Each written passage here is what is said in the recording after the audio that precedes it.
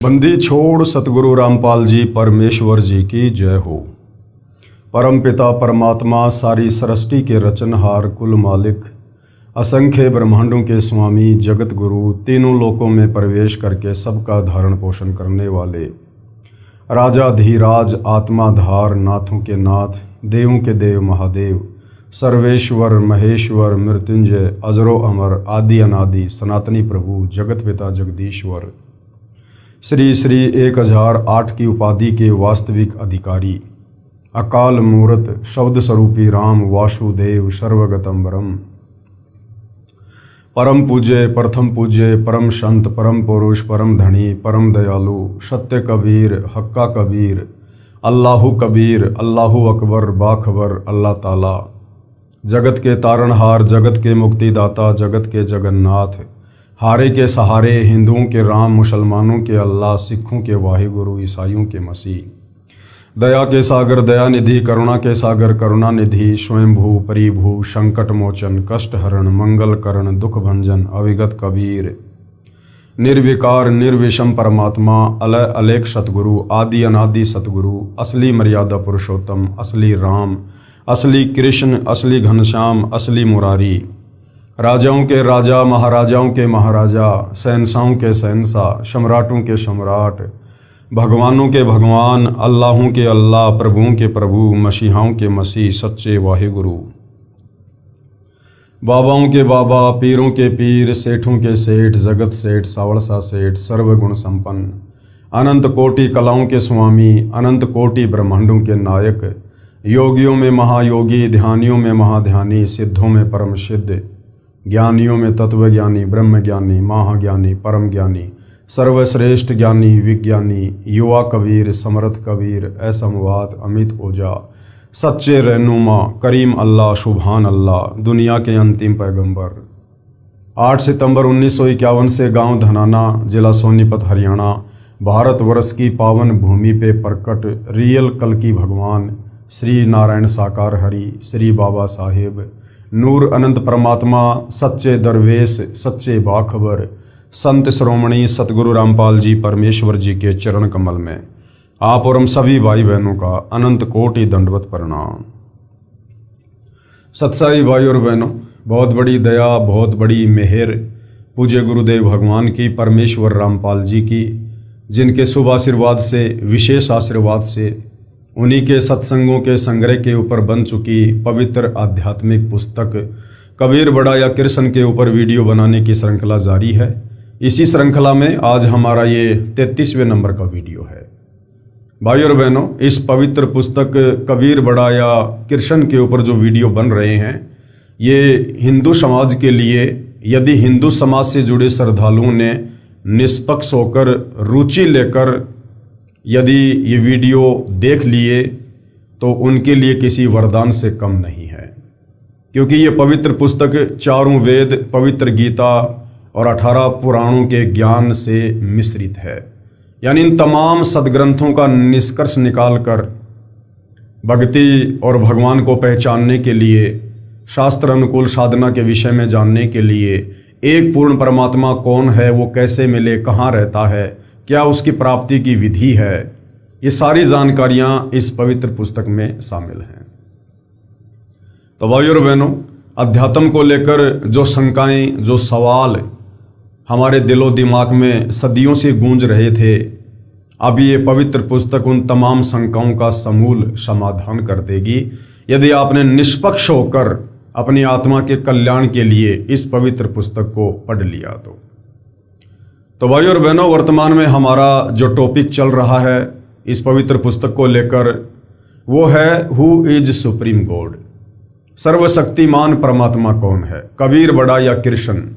मामला चल रहा है जनता की अदालत में, और जनता की अदालत में जनता को ही जज के रूप में रखा गया है, क्योंकि वर्तमान समय कलयुग की बिचली पीढ़ी का है, मोक्ष का प्राइम टाइम है, 21वीं सदी है, और जनता शिक्षित है, पढ़ी लिखी है, अपनी आंखों से अपने ही धर्म ग्रंथों में लिखी सच्चाई को देखकर भली भांति निर्णय करने में सक्षम है। इसलिए जनता की अदालत में जनता को ही जज के रूप में चुना गया है। एक तरफ श्री कृष्ण उर्फ विष्णु जी को पूर्ण परमात्मा बताते हुए तमाम हिंदू धर्मगुरु आचार्य शंकराचार्य श्री कृष्ण उर्फ विष्णु के वकील बनकर जनता की अदालत में खड़े हैं, तो दूसरी तरफ कबीर जी को पूर्ण परमात्मा साबित करते हुए उनके वकील के रूप में सतगुरु रामपाल जी खड़े हुए हैं। दोनों तरफ के वकील अपनी अपनी पूरी कोशिश कर रहे हैं अपने अपने इष्ट देव को पूर्ण परमात्मा साबित करने की। तो हिंदू धर्म के जितने भी धर्मगुरु हैं उनका कहना है कि हमारे चारों वेदों में, पवित्र गीता में और पुराणों में श्री कृष्ण उर्फ विष्णु को ही पूर्ण परमात्मा बताया गया है। ये अजरो अमर हैं, अविनाशी हैं, इनके कोई माता पिता नहीं है, इनके जन्म मृत्यु नहीं होती है और इन्हीं की भक्ति से मोक्ष मिलेगा। तो दूसरी तरफ सतगुरु रामपाल जी ने उन्हीं तमाम हिंदू धर्म ग्रंथों को दिखा दिखाकर, ना केवल हवाला देकर अपितु दिखा दिखाकर जनता के सामने ये क्लियर कर दिया कि ये ब्रह्मा विष्णु महेश ये नाशवान हैं, ये अविनाशी परमात्मा नहीं है, इनके माता पिता हैं, इनकी जन्म होता है, इनकी मृत्यु होती है, दुर्गा इनकी माँ है और ज्योति निरंजन यानी काल ब्रह्म इनका पिता है। और इनकी भक्ति से किसी भी जीव की मुक्ति नहीं हो सकती, क्योंकि मुक्ति के लिए ये खुद प्रयास कर रहे हैं परंतु इनको रास्ता नहीं मिल रहा है।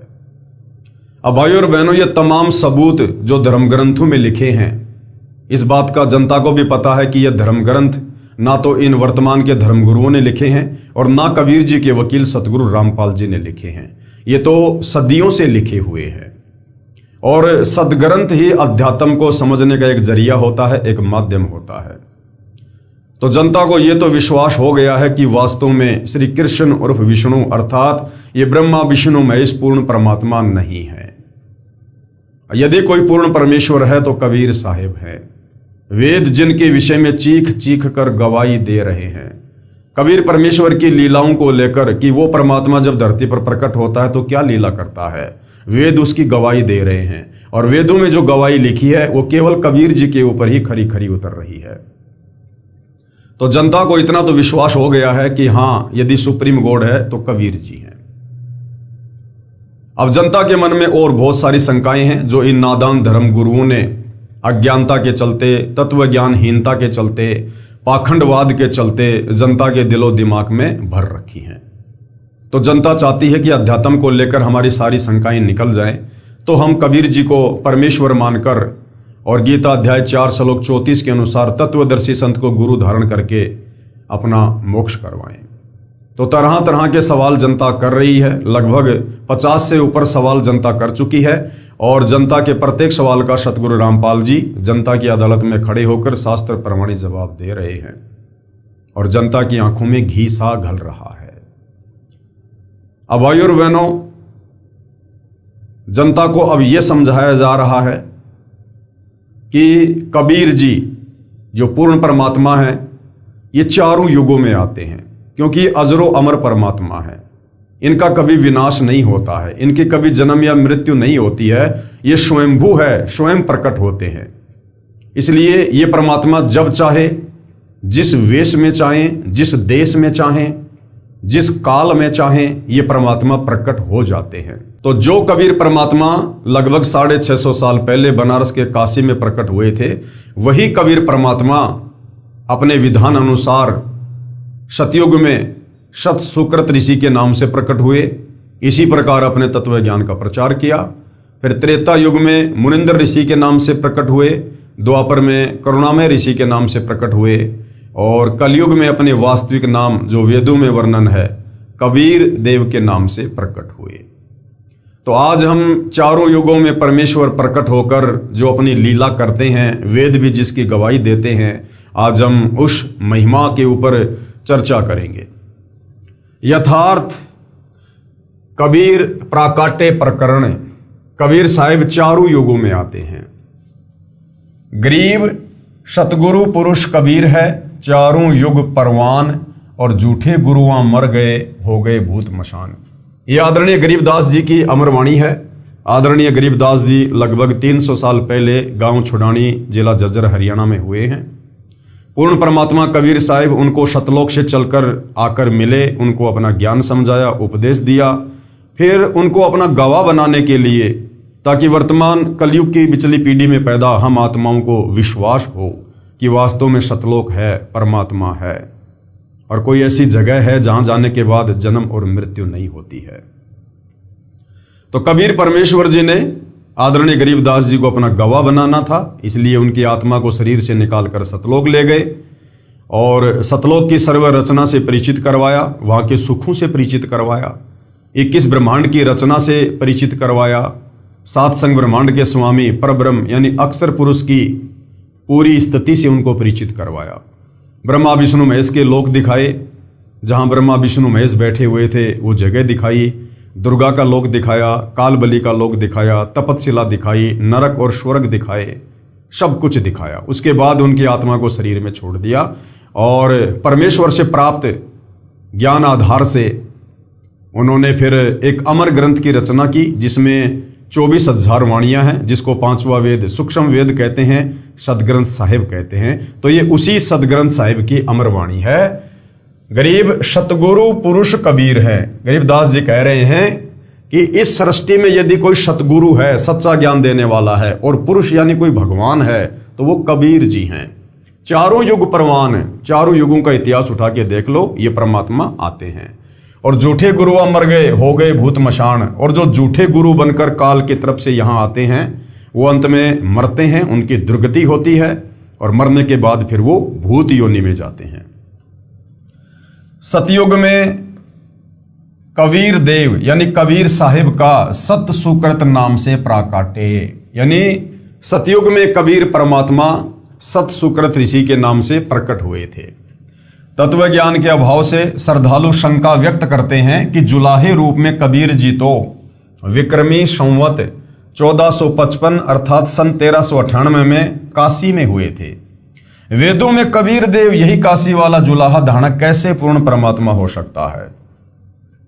जनता की क्या शंका है कि आप जिस कबीर जी को पूर्ण परमात्मा बता रहे हो, तो ये कबीर जी तो 650 साल पहले हुए हैं, और आप कह रहे हो कि कबीर जी सतयुग में भी आए थे, त्रेता में भी आए थे, वेदों में भी उनकी महिमा है। तो वेद तो सतयुग से चलते आ रहे हैं, तो कबीर जी जो 650 साल पहले आए थे, उनका जिक्र भला वेदों में कैसे हो सकता है? वो भला सतयुग त्रेता द्वापर में कैसे प्रकट हो सकते हैं?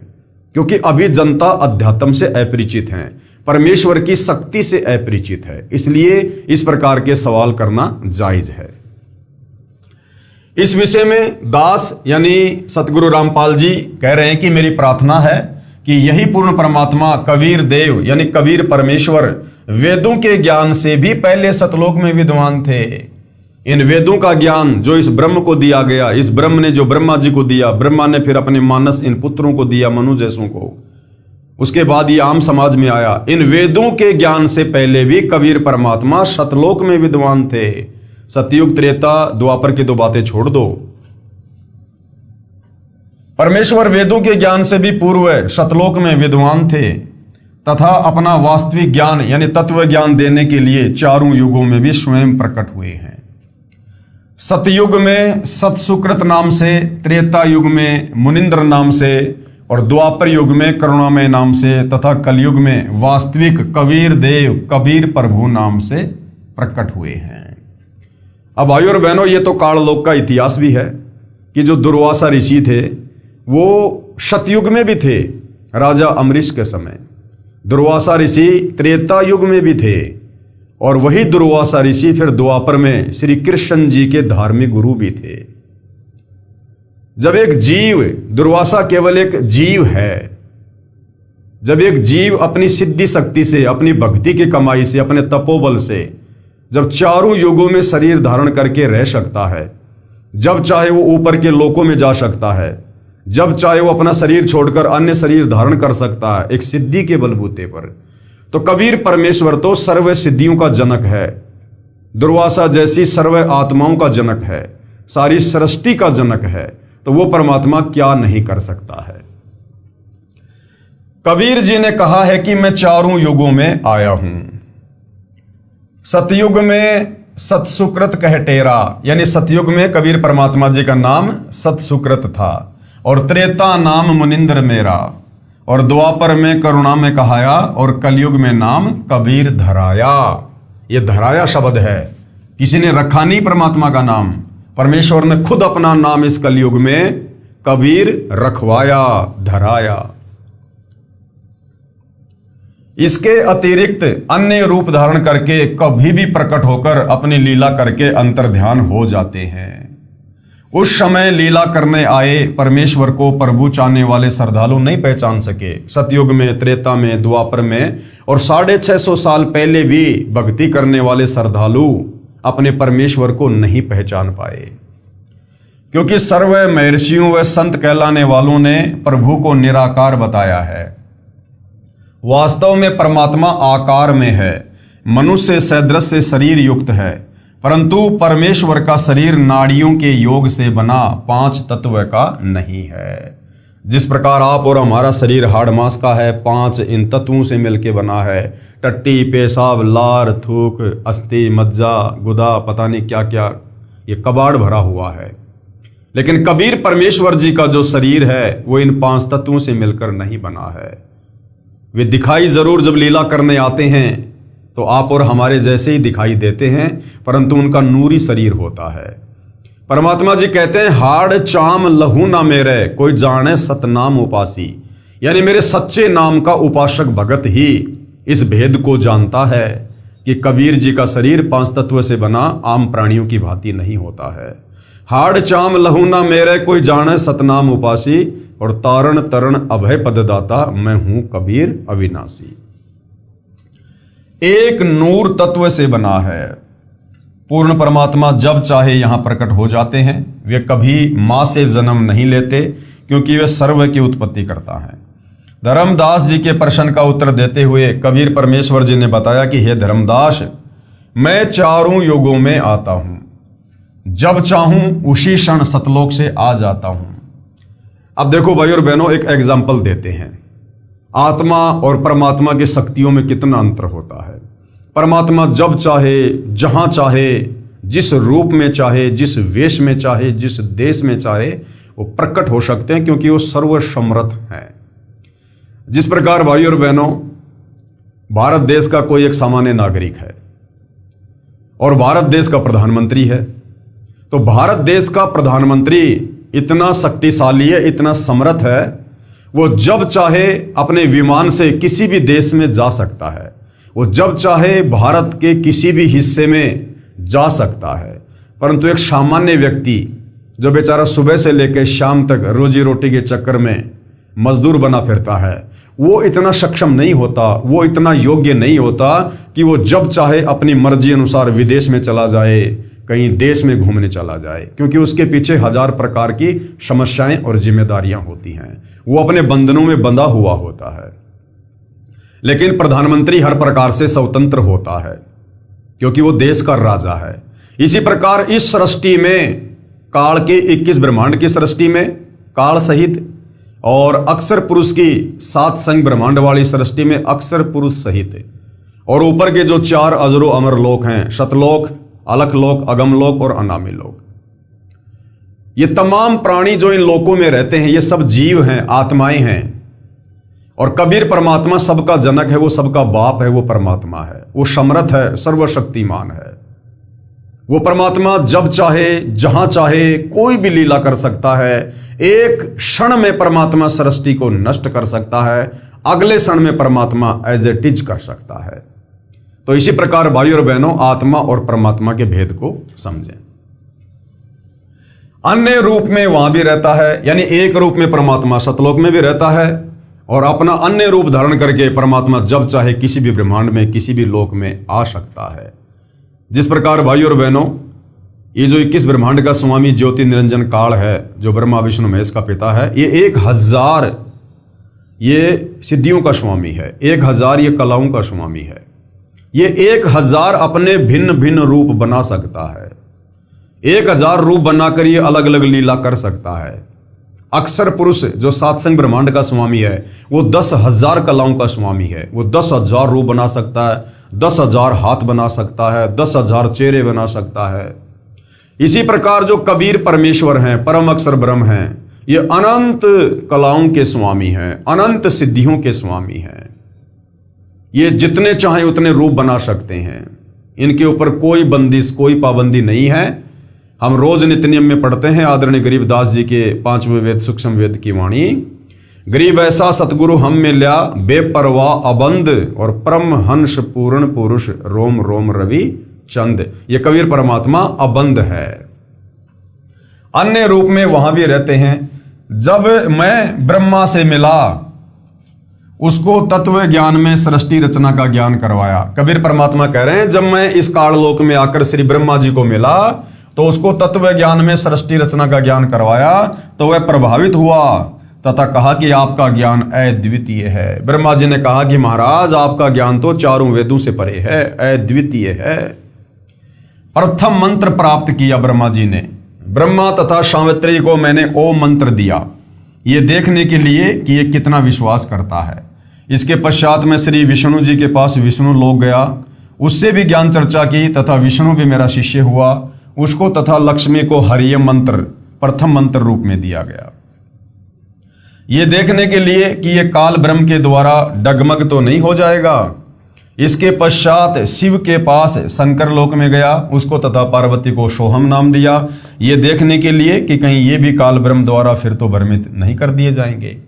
इसी प्रकार भाई और बहनों, वो सच्चा नाम सतनाम देने के लिए सतगुरु रामपाल जी हमें 4 महीने का या कम से कम 1 साल का समय देते हैं। प्रथम दीक्षा में हमें 7 मंत्र दिए जाते हैं और उसके बाद ये देखा जाता है कि ये आत्मा भक्ति मार्ग पर चलने के योग्य है या नहीं है, ये ज्ञान समझकर अपनी आत्मा का कल्याण चाहती है या नहीं चाहती है। जब परमेश्वर देख लेते हैं कि ये आत्मा बिल्कुल रुचि लेकर भक्ति कर रही है, इसे आत्मा का कल्याण करवाना है, तो परमेश्वर फिर उसे आगे सतनाम देते हैं जो 2 अक्षर का है। उसके पश्चात अन्य ऋषियों मनु आदि से ज्ञान चर्चा की, परंतु मनु आदि ऋषियों ने काल प्रभाव के कारण मेरे ज्ञान पर विश्वास नहीं किया। सतयुग में कबीर परमात्मा जो सतसुकृत ऋषि के नाम से आए थे, वो मनु को मिले और मनु को ज्ञान समझाया कि मनु, तू जिन वेदों को सर्वश्रेष्ठ मानकर पढ़ रहा है, इनमें कंप्लीट ज्ञान नहीं है। इन वेदों के अंदर पूर्ण परमात्मा की प्राप्ति का मार्ग नहीं है, केवल काल ब्रह्म तक की जानकारी है। काल ब्रह्म की प्राप्ति का मार्ग है, ब्रह्मलोक तक जाने का रास्ता है। लेकिन मनु ने अहंकार वश कबीर परमेश्वर जी के ज्ञान को स्वीकार नहीं किया और उल्टा परमेश्वर को वामदेव कहने लगा। वामदेव यानी उल्टा ज्ञान देने वाला, यानी मनु की दृष्टि में वो ज्ञान उल्टा था, लेकिन वास्तव में वो ज्ञान सत्य था जो मनु की समझ से बाहर था। उसके पश्चात अन्य ऋषियों मनु आदि से ज्ञान चर्चा की, परंतु मनु आदि ऋषियों ने काल प्रभाव के कारण मेरे ज्ञान पर विश्वास नहीं किया। मेरे को उल्टा ज्ञान देने वाला अर्थात वामदेव उर्फ नाम से पुकारने लगे, जबकि पृथ्वी पर मेरा नाम सतयुग में सतसुकृत था। और भाइयों और बहनों, यही होता है। वही कबीर परमात्मा जब 300 साल पहले आदरणीय गरीबदास जी के रूप में आए, 5वें वेद सूक्ष्म वेद की रचना की, लोगों को तत्व ज्ञान दिया, तो उनके ज्ञान को लोगों ने उल्टा मान लिया कि ये गरीबदास जी जो ज्ञान दे रहे हैं ये तो वेदों के विपरीत है, क्योंकि उस समय हम शिक्षित नहीं थे, समझने के योग्य नहीं थे। और मूल बात यह है कि उस समय वो मोक्ष का प्राइम टाइम नहीं था। तो आदरणीय गरीबदास जी को गांव वाले बावड़िया कहने लग गए। उनकी अमृतवाणियों को ना समझकर उनको बावड़िया कहने लगे कि ये तो बावला हो गया, बावला। कुछ दिनों पश्चात मैं फिर से ब्रह्मा के पास गया। ब्रह्मा से ज्ञान चर्चा करनी चाहिए तो ब्रह्मा जी ने अरुचि दिखाई, क्योंकि जब काल ब्रह्म ने देखा कि मेरे बड़े पुत्र ब्रह्मा को तत्व ज्ञान से परिचित किया जा रहा है, उसने सोचा यदि मेरा पुत्र तत्व ज्ञान से परिचित हो गया तो मेरे से घृणा करेगा तथा जीव उत्पत्ति नहीं हो पाएगी, मेरा पेट कैसे भरेगा। क्योंकि काल ब्रह्म को 1 लाख मानव शरीरधारी जीवों को प्रतिदिन खाने का श्राप लगा है।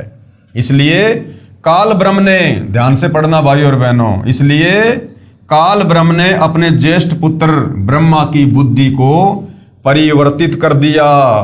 ब्रह्मा के मन में विचार भर दिया कि काल ब्रह्म यानी ज्योति निरंजन ही पूज्य है, वह निराकार है और इससे भिन्न कोई अन्य परमात्मा नहीं है। जो तुझे ज्ञान दिया जा रहा है वह मिथ्या यानी झूठा है। यह अग्नि ऋषि जो तेरे पास आया था, क्योंकि परमात्मा अग्नि ऋषि के रूप में गए थे, वो अज्ञानी है, इसकी बातों में नहीं आना है। विचार करो भाई और बहनों, ब्रह्मा जी आप और हम आत्माओं से लाखों गुना श्रेष्ठ हैं, अच्छी आत्मा है, भक्ति के धनी हैं, तभी तो वो ब्रह्मा जी की पोस्ट पर बैठे हुए हैं। जब परमात्मा दूसरी बार सतनाम देने के लिए गए तो काल ब्रह्म ने अर्थात उनके पिता ज्योति निरंजन ने ब्रह्मा जी की बुद्धि परिवर्तित कर दी और ब्रह्मा जी ने परमेश्वर के ज्ञान में अरुचि दिखाई। अब विचार करो भाई और बहनों, जब ये काल बली 21 ब्रह्मांड का स्वामी अपने रिमोट से ब्रह्मा जी की बुद्धि परिवर्तित कर सकता है, उसे मोक्ष मार्ग से हटा सकता है, तो विचार करो भाई और बहनों, आप और हम इस पृथ्वी पर रहने वाले मानव शरीरधारी प्राणी तो बहुत ही निम्न स्तर के हैं। यदि उसी कबीर परमात्मा जी की जो वर्तमान में सतगुरु रूप में धरती पर प्रकट हैं, सतगुरु रामपाल जी के नाम से, यदि ये परमेश्वर हमें काल के जाल से ना बचा के रखे, यदि ये परमेश्वर हमें अपनी गोद में बैठाकर ये तत्व ज्ञान ना समझाए, यदि ये परमेश्वर चारों तरफ एक रक्षा कवच बना के ना रखे, तो भला आप और हमारी क्या औकात जो हम इस परमेश्वर के तत्व ज्ञान को समझ सकें, हम गुरु रूप में आए हुए परमेश्वर कबीर जी को पहचान सकें, हम इस घोर कलयुग में इस शास्त्र अनुकूल सत भक्ति को अपनाकर मोक्ष मार्ग पर चल सकें। तो इससे स्वयं सिद्ध होता है कि वर्तमान में जिन जिन आत्माओं ने सतगुरु रामपाल जी को ही अपना इष्ट मान लिया है, जिन्होंने सतगुरु रामपाल जी के अलावा कहीं भी किसी अन्य कबीर भगवान को देखना बंद कर दिया है, जिसको पतिव्रता पद की भक्ति कहते हैं, जो आत्माएं साध संगति से जुड़ी हुई हैं। विचार करो भाई और बहनों, यदि सतगुरु रामपाल जी की विशेष रजा और कृपया हम आत्माओं पर ना हो तो हम इस भक्ति के निकट भी नहीं ठहर सकते, निकट भी। जबकि सतगुरु रामपाल जी से उपदेश प्राप्त करके कितने लोग तो भक्ति छोड़कर चले जाते हैं, कितने लोग भक्ति करते करते भी सतगुरु रामपाल जी को अपने जैसा मानुष मानकर, मां के गर्भ से जन्म लेकर आया हुआ मानकर, और किसी अन्य को, एक कागज की फोटो को जो गूगल पर देखने को मिलती है दाढ़ी मूछ वाली, जिसको कबीर दास कहते हैं, उसको परमात्मा मानकर पूज रहे हैं। तो भाई और बहनों, इससे स्वयं सिद्ध है कि आप और हमारे ऊपर साध संगति से जुड़ी आत्माओं पर कबीर परमेश्वर सतगुरु रामपाल जी की विशेष वीवीआईपी रजा है, वीवीआईपी रजा। और इस रजा को हम इसी प्रकार से मर्यादा में रहकर, गुरु को परमेश्वर मानकर, आत्मा के कल्याण को ही टारगेट मानकर इस मार्ग पर चलते रहें। हे धर्मदास, ब्रह्मा ने काल ब्रह्म के प्रभाव से प्रभावित होकर मेरे ज्ञान को ग्रहण नहीं किया तथा कहा, हे ऋषिवर, जो ज्ञान आप बता रहे हो यह अप्रमाणित है, इसलिए विश्वास के योग्य नहीं है। वह ब्रह्मा जी के अंदर काल बोल रहा है, वेदों में केवल एक परमात्मा की पूजा का विधान है, उसका केवल एक ओम ही जाप करने का है। मुझे पूर्ण ज्ञान है, मुझे आपका ज्ञान अस्वीकार्य है। हे धर्मदास, मैंने बहुत कोशिश की ब्रह्मा को समझाने की तथा बताया कि वेद ज्ञान दाता यानी वेदों का ज्ञान देने वाला ये ब्रह्म किसी अन्य पूर्ण ब्रह्म के विषय में कह रहा है। क्या कह रहा है? कि उसकी प्राप्ति के लिए तथा उसके विषय में तत्व से जानने के लिए किसी तत्वदर्शी संत यानी धीराणाम संत की खोज करो, फिर उनसे वह तत्व ज्ञान सुनो। लेकिन ब्रह्मा जी के एक भी बात समझ में नहीं आई और परमेश्वर जी ने इसका प्रमाण भी दिया, क्योंकि ब्रह्मा जी वेदों का ज्ञाता है। यजुर्वेद अध्याय 40 मंत्र 10 व 13 में स्पष्ट वर्णन है तथा गीता अध्याय 4 श्लोक 34 में भी स्पष्ट कहा है। इन प्रमाणों को देखकर भी काल ब्रह्म के अति प्रभाव के कारण ब्रह्मा ने मेरे विचारों में रुचि नहीं ली। मैंने जान लिया कि ब्रह्मा को काल ने भ्रमित कर दिया है, इसलिए विष्णु जी ने भी अरुचि की, तो मैं वहां से शिव शंकर के पास गया। ब्रह्मा के बाद परमात्मा विष्णु जी के पास गए, वहां भी काल ने उसकी बुद्धि फेर दी, क्योंकि यदि मेरे तीनों पुत्र तत्व ज्ञान से परिचित हो गए और इन्हें पता चल गया कि मैं काल ब्रह्म हूं और मुझे एक भयंकर श्राप लगा हुआ है, तो ये मेरे लिए कभी भी ये जीवों को उत्पन्न करने की, उनका पालन पोषण करने की और संहार करने वाला कार्य नहीं करेंगे। यही स्थिति शिव की देखकर, यानी शिव जी को भी डगमग कर दिया काल ने। परमात्मा कहते हैं फिर मैं नीचे पृथ्वी लोक में आया और वर्तमान में चल रही चतुर्युगी के प्रथम सतयुग में, यानी वर्तमान में ये कलयुग है, इससे पहले द्वापर युग था, उससे पहले त्रेता युग था और उससे पहले सतयुग था। तो परमात्मा कह रहे हैं कि मैं सतयुग में नीचे आया इस पृथ्वी पर। मैंने, यानी परमेश्वर कबीर जी ने एक सरोवर में कमल के फूल पर शिशु रूप धारण किया। अपनी मर्जी से कबीर परमात्मा ने एक तालाब में और विकसित कमल के फूल के ऊपर शिशु रूप धारण किया, एक बालक का रूप धारण किया। एक ब्राह्मण दंपत्ति जो निसंतान थे, वह विद्याधर नामक ब्राह्मण अपनी पत्नी दीपिका के साथ अपनी ससुराल से आ रहा था। अब भाइयों और बहनों, सतयुग में ये जो विद्याधर नाम का जो ब्राह्मण था, ये कौन था? ये पंडित रामानंद वाली आत्मा थी। और सतयुग में जो उसकी पत्नी थी दीपिका, वो कौन थी? ये कमाली वाली आत्मा थी। उनकी आधी आयु बीत चुकी थी, कोई संतान नहीं थी। दीपिका को अपने पिता के घर पर कुछ औरतों ने हमदर्दी जताते हुए कई बार कहा था कि संतान बिना स्त्री का कोई सम्मान नहीं करता। यह केवल एक सामाजिक सोच है, यह काल प्रेरित सोच है। अध्यात्म में ऐसा नहीं है। अध्यात्म में परमात्मा कहते हैं यदि किसी भाई बहन को शादी के बाद भी संतान उत्पन्न नहीं होती है और यदि आपको पूर्ण संत की शरण मिल गई है, जैसे वर्तमान में सतगुरु रामपाल जी की शरण प्राप्त हो गई है, और यदि आपके घर में कोई संतान नहीं हो रही है, तो अपने आप को इस दुनिया के परम सौभाग्यशाली भक्तों की श्रेणी में जानना। हालांकि उससे भी जो प्रथम स्थिति है परम सौभाग्यशाली भगत की, वो उनकी है जिन्होंने शादी नहीं की, यानी जिनका कोई संस्कार किसी आत्मा से नहीं जुड़ा हुआ है। लेकिन फिर भी परमात्मा कह रहे हैं कि यदि आपकी शादी हो गई और यदि आपको संतान नहीं हो रही है और यदि आप पूर्ण संत की शरण में हैं, तो आप एक परम सौभाग्यशाली आत्मा हैं। आपका ऋण संस्कार पूर्व जन्मों का नहीं था, जिस कारण से परमात्मा ने आपके घर में कोई संतान नहीं भेजी, और ना परमात्मा संतान भेजकर या आपको संतान देकर आगे इस काललोक में आपका कोई संस्कार जोड़ना चाहता है। यदि संस्कार जुड़ गया तो फिर हमारी बात बिगड़ जाएगी, क्योंकि परमेश्वर हमारे संस्कारों को काटने के लिए ही सतलोक से चलकर यहां आते हैं। और यदि हम तत्व ज्ञान लेकर संस्कार बढ़ाने में लगेंगे, ब्याह शादी करने में लगे रहेंगे, बच्चे पैदा करने में लगे रहेंगे, तो हमारे संस्कार बढ़ते ही चले जाएंगे और इन्हीं संस्कारों के चलते हम यहां से मुक्त नहीं हो पाते, क्योंकि ये संस्कार काल के बंधन हैं और परमेश्वर इन बंधनों को तोड़ने के लिए आते हैं। तो सामाजिक दृष्टिकोण से जिन माता बहनों को संतान नहीं होती है, उनको पता नहीं किस दृष्टिकोण से देखा जाता है, परंतु आध्यात्मिक दृष्टि से जिन माता बहनों को संतान नहीं है, वो बहुत ही सौभाग्यशाली आत्माएं होती हैं। उनका तो बड़ी आसानी से मोक्ष हो सकता है यदि वे अपने गुरुदेव के वचन में रहकर, आजीवन मर्यादा में रहकर भक्ति करते रहें। तो एक संतान तो होनी चाहिए। इन बातों को याद करके दीपिका रो रही थी तथा शुभकी लेकर अपने इष्ट शिवजी से संतान की प्रार्थना कर रही थी और विचार कर रही थी कि वृद्ध अवस्था में यानी बुढ़ापे में हमारी उंगली पकड़ने वाला भी नहीं है, वह समय कैसे बीतेगा। इतने में एक सरोवर दिखाई दिया, प्यास लगी थी, वे सरोवर पर विश्राम हेतु रुके।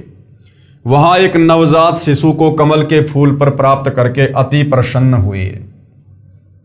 उसे परमेश्वर शिव की रजा से प्राप्त जानकर घर ले आए।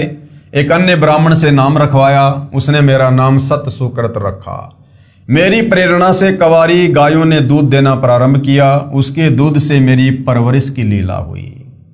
यानी जो वेदों में लिखा हुआ है कि वो पूर्ण परमात्मा होगा, ये उसकी पहचान होगी, जिसकी बचपन में परवरिश, बाल्यकाल में लीलामय तरीके से परवरिश कवारी गाय के दूध से होती है। तो भाइयों और बहनों, ये कबीर परमात्मा ही इस सकल सृष्टि में एकमात्र ऐसे उदाहरण हैं जिनकी चारों युगों में जब वो बाल्य अवस्था में शिशु रूप धारण करके लीला करने आते हैं, जो वेदों में लिखा हुआ है कि वो परमात्मा जब शिशु रूप में प्रकट होता है तो बाल्यकाल में उनकी परवरिश कंवारी गाय के दूध से होती है। तो सतयुग में कबीर परमेश्वर जब सत सुकृत ऋषि के नाम से शिशु रूप में प्रकट हुए तो विद्याधर और कमाली उनकी जो परवरिश थी उसको करने के लिए निमित्त बने, और परमेश्वर की परवरिश कंवारी गाय के दूध से हुई। चारों युगों में परमात्मा यही लीला करते हैं, और ये लीला कंवारी गाय के दूध से परवरिश वाली ना आपको श्री ब्रह्मा विष्णु महेश के जीवन काल में देखने को मिलेगी, ना श्री राम और श्री कृष्ण जी की लीलाओं में देखने को मिलेगी, केवल और केवल कबीर परमेश्वर जी की लीलाओं में देखने को मिलेगी। अर्थात कबीर परमात्मा ही सारी सृष्टि के मालिक हैं और यही असंख्य ब्रह्मांडों के स्वामी हैं। गुरुकुल में शिक्षा की लीला की सतयुग में परमात्मा ने पढ़ाई लिखाई की, जो अन्य युगों में नहीं की थी। गुरुकुल में शिक्षा की लीला की। ऋषि जी जो वेद मंत्र भूल जाते तो मैं खड़ा होकर पूरा करता। अब जो पंडित, जो विद्वान, जो ऋषि जन वेद मंत्रों को भूल जाया करते थे, तो कबीर परमात्मा जो छोटी सी आयु में लीला कर रहे थे गुरुकुल में पढ़ाई पढ़ने की, कबीर परमात्मा खड़े होकर उन वेद मंत्रों को पूरा किया करते थे। ऋषि जी वेद मंत्रों का गलत अर्थ करते थे, मैं विरोध करता था, इस कारण से मुझे गुरुकुल से निकाल दिया। पृथ्वी पर घूमकर मैंने बहुत से ऋषियों से ज्ञान चर्चा की, परंतु शास्त्र विरुद्ध ज्ञान पर आधारित होने के कारण किसी भी ऋषि महर्षि ने ज्ञान सुनने की चेष्टा ही नहीं की। महर्षि मनु से भी मेरी वेद ज्ञान पर चर्चा हुई। महर्षि मनु ने ब्रह्मा जी से ही ज्ञान ग्रहण किया था। अब जब ब्रह्मा जी को कंप्लीट ज्ञान नहीं तो मनु जी को कहां से हो जाएगा। महर्षि मनु जी ने मुझे उल्टा ज्ञान देने वाला बताया कि आप तो वेदों के विरुद्ध ज्ञान दे रहे हो, वेदों में ऐसा कहीं नहीं लिखा है, जबकि वेदों में सब कुछ लिखा हुआ है। और वो अपने आप को संस्कृत के प्रकांड ज्ञाता भी माना करते थे, लेकिन उसके बावजूद भी भाई और बहनों उनको मोतियाबिंद था। यानी काल प्रेरणा ऐसी होती है, काल जिसकी बुद्धि पर बैठ जाता है आंखों के सामने सत्य को भी नहीं देखने देता है। तो महर्षि मनु जी ने मुझे उल्टा ज्ञान देने वाला बताया तथा मेरा नाम वामदेव रख दिया। वामदेव यानी उल्टा ज्ञान देने वाला। मैंने महर्षि मनु व अन्य ऋषियों से यहां तक कहा कि वह पूर्ण परमात्मा मैं ही हूं। उन्होंने मेरा उपहास किया यानी मेरा मजाक उड़ाया तथा कहा आप यहां हैं तो आपका सतलोक तो आपके बिना सुनसान पड़ा होगा। यानी भाई और बहनों, हर युग की यही राम कहानी है। इस परमेश्वर को ना पहचान कर तत्व ज्ञान के अभाव में हम इस परमेश्वर का जब तक ज्ञान नहीं होता है मजाक ही उड़ाते हैं, उपहास ही करते हैं। तो मनु जी ने क्या कहा कि आप यहां हैं तो आपका सतलोक तो आपके बिना सुनसान पड़ा होगा। वहां सतलोक में जाने का क्या लाभ, वहां गए प्राणी तो अनाथ हैं। मैंने कहा मैं ऊपर भी विराजमान हूं। तब मनु जी सहित सर्व ऋषियों ने ठहाका लगाकर कहा फिर तो आपका नाम वामदेव बिल्कुल ठीक है। वामदेव का अर्थ है कि दो स्थानों पर निवास करने वाला भी है। वामदेव का एक अर्थ होता है दो जगहों पर निवास करने वाला, और एक अर्थ है उल्टा ज्ञान देने वाला। वाम अक्सर दो का बोधक है। इस प्रकार उन ज्ञानहीन व्यक्तियों ने यानी उन मनु जैसे ज्ञानहीन व्यक्तियों ने मेरे तत्व ज्ञान को ग्रहण नहीं किया। वामदेव का प्रमाण शिव पुराण पेज नंबर 606, 607 कैलाश संहिता प्रथम अध्याय में है। बहुत से प्रयत्न करने पर कुछ पुण्यात्माओं ने मेरा उपदेश ग्रहण किया। यानी सतयुग में कबीर परमेश्वर के ज्ञान को बहुत ही कम आत्माओं ने स्वीकार किया। मैंने सबसम वेद यानी कबीर वाणी की रचना की, जिसकी काल द्वारा प्रेरित ज्ञानहीन ऋषियों ने बहुत निंदा की। जैसे परमात्मा ने 650 साल पहले आदरणीय धर्मदास जी को निमित्त बनाकर कबीर वाणी सबसम वेद, पांचवा वेद, सूक्ष्म वेद लिखवाया, कबीर सागर। और जिस प्रकार वो 650 साल पहले वाले ऋषिजन पंडित वो परमेश्वर का मजाक किया करते थे कि ये अनपढ़, ये क्या वाणियां लिखवाएगा, ये क्या ज्ञान देगा। ऐसे ही परमात्मा चारों युगों में आते हैं अपनी कबीर वाणी के द्वारा बोल बोल कर लोगों को समझाते हैं, जिसको तत्व ज्ञान कहते हैं। फिर परमेश्वर उसको लिपिबद्ध करवा देते हैं। तो परमेश्वर जो वाणियां बोला करते थे, जो ज्ञान दिया करते थे, जो ग्रंथ उन्होंने लिखवाए, उस समय के ऋषिजन काल प्रेरणा से मजाक उड़ाया करते थे। मैंने सप्तम वेद अर्थात कबीर वाणी यानी 5वें वेद की रचना की, जिसकी काल द्वारा प्रेरित ज्ञानहीन ऋषियों ने बहुत निंदा की तथा जनता से इसे न पढ़ने का आग्रह किया। और यही कारण है भाइयों और बहनों, चाहते तो सतगुरु रामपाल जी यानी वही कबीर परमात्मा जो वर्तमान में धरती पर प्रकट हैं, चाहते तो ये भी नया सप्तम वेद लिख सकते थे, नया 5वां वेद लिख सकते थे। लेकिन परमेश्वर को भली भांति हम ज्ञानहीन, बुद्धिहीन, अपने आप को प्रकांड ज्ञाता समझने वाले 2 कोटि के जीवों की औकात का पता है कि जब इन्होंने सतयुग, त्रेता, द्वापर और कलयुग के प्रथम चरण में मेरे द्वारा लिखवाई गई या लिखी गई वाणियों पर विश्वास नहीं किया, तो वर्तमान समय तो कलयुग है। इस समय तो इंसान हर प्रकार से नीचे गिरा हुआ है। ये कैसे विश्वास करेंगे?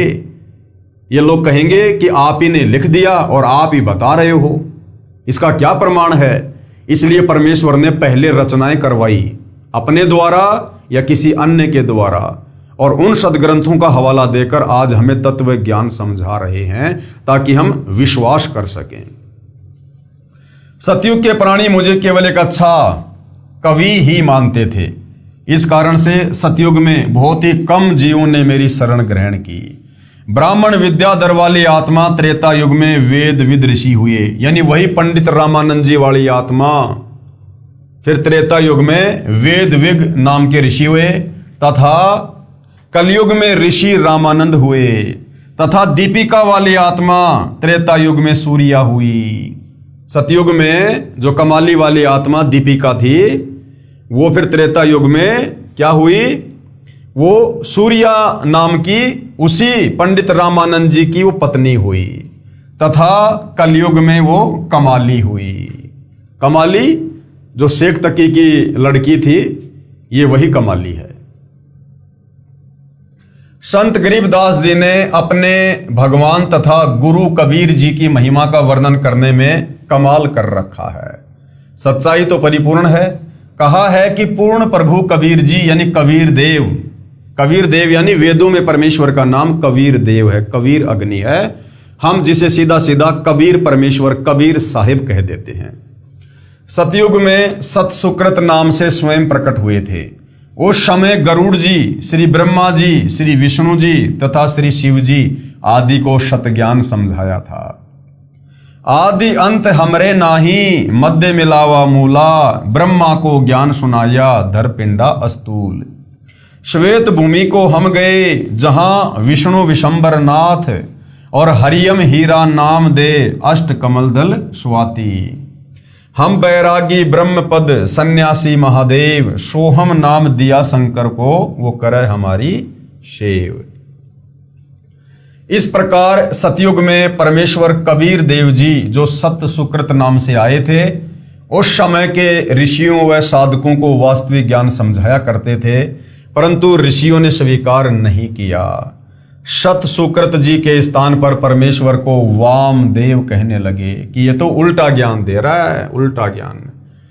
इसीलिए यजुर्वेद अध्याय 12 मंत्र 4 में विवरण है कि यजुर्वेद के वास्तविक ज्ञान को वामदेव ऋषि ने सही जाना तथा अन्य को समझाया। ये देखिएगा, वेद मंत्र है ये, यजुर्वेद अध्याय 12 मंत्र 4 आप जियों के सामने है। इसका अनुवाद भी किया गया है और सतगुरु रामपाल जी ने क्या समझाया है। यह यजुर्वेद अध्याय 12 मंत्र 4 की फोटोकॉपी है, जिसका अनुवाद महर्षि दयानंद सरस्वती जी ने किया है तथा सार्वदेशिक आर्य प्रतिनिधि सभा दिल्ली द्वारा छपाया गया है। इसमें स्पष्ट है कि वेदों के ज्ञान को वामदेव ऋषि ने ठीक से समझा तथा अन्य को समझाया। पवित्र वेदों के ज्ञान को समझने के लिए कृपया विचार करें। वेदों में यानी चारों वेदों में कबीर देव अर्थात कबीर परमेश्वर जी का प्रमाण है।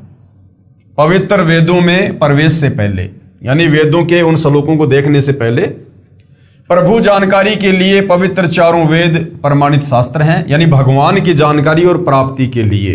हालांकि प्राप्ति का पूर्ण मार्ग नहीं है, लेकिन जानकारी कंप्लीट है कि वो परमात्मा कौन है, उसका नाम क्या है, वो कहाँ रहता है, वो कैसे मिलता है। तो उसकी जानकारी के लिए पवित्र वेदों की रचना उस समय हुई थी जब कोई अन्य धर्म नहीं था। यानी जो वेद परमेश्वर जी ने सर्वप्रथम इस ज्योति निरंजन को दिए थे, उसके श्वासों के माध्यम से परमेश्वर ने ये चारों वेद जो है ये प्रकट करवाए थे, उस समय कोई धर्म नहीं था। 21 ब्रह्मांड में ही कोई धर्म नहीं था। ना कोई मुसलमान था, ना हिंदू था, ना सिख था, ना ईसाई था, ना जैनी। ये जितने भी धर्म हैं ये अभी लगभग 3 या 3,500 साल के अंदर अंदर बने हैं। सतयुग में भी कोई धर्म नहीं था, त्रेता में भी कोई धर्म नहीं था, द्वापर तक भी कोई धर्म नहीं था, केवल वर्ण व्यवस्था थी। अब ये कलयुग की पिछली पीढ़ी का समय, मोक्ष का प्राइम टाइम, काल ने कबीर परमात्मा से तपतशिला पर वचन ले रखा था, इसलिए उसको पता था कि वो परमात्मा आएगा, अपना तत्व ज्ञान देगा, आत्माओं को यहां से सतलोक ले जाएगा। तो हम आत्माओं को तरह तरह के बंधनों में जकड़ने के लिए धर्मों में बांट दिया, जातियों में बांट दिया, संप्रदायों में बांट दिया, ताकि हम उस ज्ञान तक पहुंच ही ना सकें। हम यहीं पर काल व्यवस्थाओं में उलझे रहें, अपने अपने धर्म को सर्वश्रेष्ठ मानकर दूसरों के धर्मों की पुस्तकों का अध्ययन ही ना करें, जातियों में बटे रहें, लड़ाई झगड़ों में, युद्धों में लगे रहें, और वो तत्वदर्शी संत आकर अपना ज्ञान देकर चला जाए और उसके बाद फिर हम लकीर पीटते रहें। तो ये काल का सुनियोजित षड्यंत्र है। हम इंसानों को जातियों में बांटना, धर्मों में बांटना, सबकी अलग अलग पुस्तकें बनवा देना। मुसलमान कहते हैं कि हमारी चारों जो ये कतेब हैं, तौरात, जबूर, इंजिल, कुरान मजीद, कुरान शरीफ, बस यही सर्वश्रेष्ठ हैं। हिंदू कहते हैं हमारे चारों वेद, गीता जी सर्वश्रेष्ठ हैं, हमारे पुराण सर्वश्रेष्ठ हैं। ईसाई अपनी बाइबल को लेकर बैठे हैं, सिख अपने गुरु ग्रंथ साहिब को लेकर बैठे हैं। कोई किसी के ज्ञान को और बातों को मानने को तैयार नहीं है। यह काल का षड्यंत्र है। तो सतयुग, त्रेता, द्वापर तक कोई धर्म नहीं था।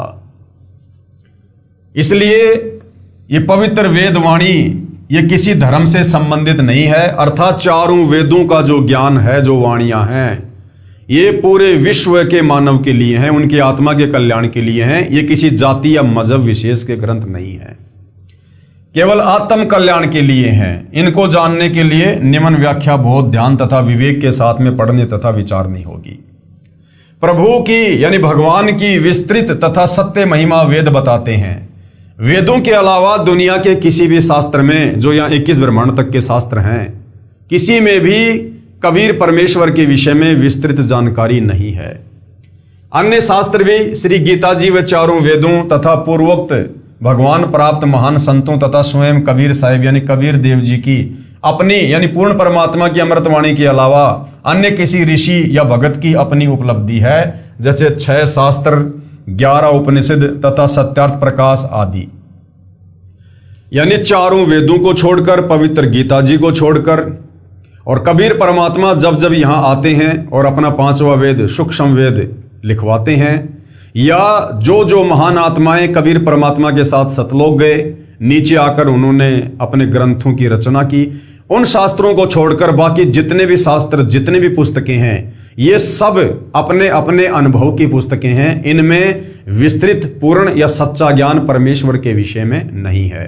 जैसे 6 शास्त्र हैं, ये 18 जो पुराण हैं, उपनिषद हैं, सत्यार्थ प्रकाश है, मनुस्मृति है, ये सब केवल इन साधु संत महात्मा ऋषियों का अपना अनुभव है। इनमें कंप्लीट जानकारी परमेश्वर के विषय में नहीं है। जैसे 6 शास्त्र, 11 उपनिषद तथा सत्यार्थ प्रकाश आदि, यदि ये वेदों की कसौटी में खरे नहीं उतरते हैं, यानी इन शास्त्रों में जो इन ऋषियों के द्वारा लिखे गए हैं, यदि इनका ज्ञान वेदों वाले ज्ञान से नहीं मिलता है, तो ये हमारे किसी काम के नहीं है।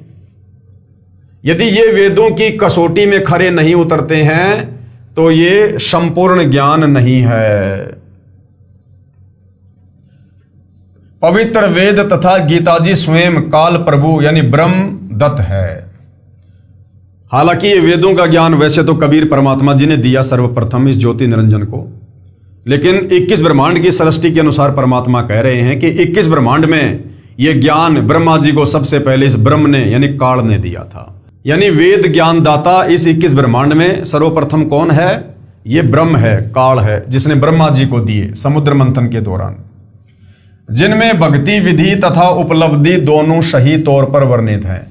इनके अतिरिक्त जो पूजा विधि तथा अनुभव है वह अधूरा समझो। यदि इन्हीं के अनुसार कोई साधक अनुभव बताए तो सत्य जानो, यानी वेदों के अनुसार यदि कोई बातें करता है तो सही मानो, क्योंकि कोई भी प्राणी प्रभु से अधिक नहीं जान सकता। वेदों के ज्ञान से पूर्वोक्त महात्माओं का विवरण सही मिलता है। इससे सिद्ध हुआ कि वे सर्व महात्मा पूर्ण थे, पूर्ण परमात्मा का साक्षात्कार हुआ है तथा बताया है वह परमात्मा कबीर साहब कबीर देव है।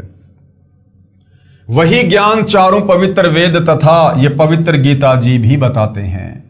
कलयुगी ऋषियों ने वेदों का टीका यानी भाषा भाष्य यानी अनुवाद ऐसे कर दिया जैसे कहीं दूध की महिमा कही गई हो, और जिसने कभी जीवन में दूध देखा ही ना हो और वह अनुवाद कर रहा हो वह ऐसे करता है। कैसे? पौष्टिकाहार असी, पेय पदार्थ असी, स्वेदसी, अमृत उपमा सर्वा, मनुषानाम पेयास दुग्ध असी। अर्थात कोई शरीर पुष्ट करने वाला आहार है, पीने का तरल पदार्थ है, सफेद है, अमृत सदृश्य है, सब मनुष्यों के पीने योग्य है, वह पौष्टिक तरल है, परंतु उसे पता नहीं कि वो है कैसा। इसी प्रकार जिन महात्माओं ने परमेश्वर को नहीं देखा है, उसके विषय में नहीं जाना है, और वो यदि उस परमात्मा की महिमा करता है तो वो इसी प्रकार से है जिस प्रकार किसी व्यक्ति ने दूध को देखा नहीं और जो दूध के गुणों का वर्णन कर रहा है। भावार्थ किया है कोई सफेद पीने का तरल पदार्थ है जो अमृत के समान है, बहुत पौष्टिक है, सब मनुष्यों के पीने योग्य है, वह स्वयं तरल है। फिर कोई पूछे वह तरल पदार्थ कहाँ है, उत्तर मिले वह तो निराकार है, प्राप्त नहीं हो सकता। फिर क्या फायदा दूध की महिमा करने का? यहां पर दूध को तरल पदार्थ लिख दिया जाए तो उस वस्तु दूध को कैसे पाया वह जाना जाए जिसकी उपमा ऊपर की है। यहां पर दुग्ध को दूध लिखना था जिससे पता चले कि वह पौष्टिक आहार दूध है, फिर व्यक्ति दूध नाम से उसे प्राप्त कर सकता है। इसी प्रकार वेदों में परमेश्वर का नाम कवि, कबीर, कबीर, अग्नि जो महिमा कर रहे हैं ये वेदों के अनुवाद करता, उन श्लोकों का जिन श्लोकों में कबीर परमेश्वर का नाम लिखा हुआ है, कवि, कबीर, अग्नि, कबीर, तो इन्होंने अनुवाद करते समय लिखना चाहिए था कि वो परमात्मा कबीर है, वो कबीर साहिब है, वो कबीर भगवान है, ताकि उनके द्वारा परमेश्वर की महिमा अच्छे से लोगों को समझ में आ सके। तो महिमा तो कर दी इन्होंने, वेदों के मंत्र सुना सुना के भगवान की, और जब लोगों ने कहा कि भाई वो भगवान कहाँ रहता है, कैसे है, वो कैसे मिलता है, तो ये पंडित जी कहा करते थे कि भगवान तो निराकार है, भगवान दिखाई नहीं देता है। फिर उसकी महिमा करने का फायदा क्या? दूध की महिमा कर दी और कोई कहता भैया फिर तो बहुत अच्छी बात है, दूध तो फिर पीना चाहिए अगर इतना पौष्टिक है तो। अब दूध कैसा जी, दूध कहाँ मिलेगा? अब वो कहेगी दूध तो निराकार है, दिखाई नहीं देता, तो क्या फायदा उसकी महिमा सुनाने का?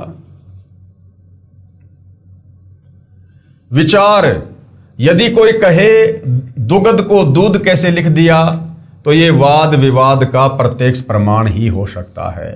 जैसे सदगुरु रामपाल जी ने सत्य अनुवाद किया कि कवि को कबीर कहते हैं, कबीर यानी कबीर। अब कोई ये कहे कि आपने उस कवि को कबीर कैसे साबित कर दिया? कह भी रहे हैं बहुत सारे लोग, ज्ञानहीन लोग जो काल प्रेरित हैं, जिनको तत्व ज्ञान नहीं है। तो सतगुरु रामपाल जी कह रहे हैं कि उनके साथ में बहस करना तो वाद विवाद है। जैसे दुग्ध का दूध अर्थ गलत नहीं है, भाषा भिन्न होने से हिंदी में दूध तथा क्षेत्रीय भाषा में दूधू लिखना भी संस्कृत भाषा में लिखे दुग्ध का ही बोध है। जैसे पलवल शहर के आसपास के ग्रामीण उसको क्या कहते हैं? परवर। यदि कोई कहे कि परवर को पलवल कैसे सिद्ध कर दिया, मैं नहीं मानता, यह तो व्यर्थ का वाद विवाद है।